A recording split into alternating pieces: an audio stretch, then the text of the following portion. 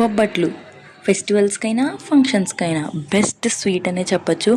ఈ best sweet అయిన బొబ్బట్లని ఎలా సింపుల్గా ప్రిపేర్ చేసుకోవాలో చూసేద్దాం, వచ్చేయండి.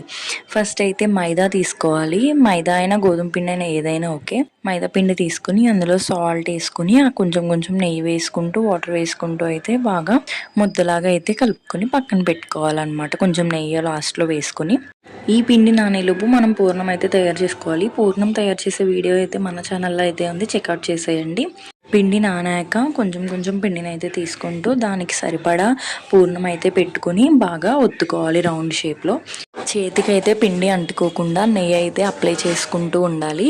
తర్వాత ప్యాన్ పెట్టుకుని ప్యాన్ మీద నెయ్యి వేసుకొని 2 సైడ్స్ బొబ్బట్టును కాల్చుకుంటే టేస్టీ బొబ్బట్టు అయితే తయారైపోతుంది.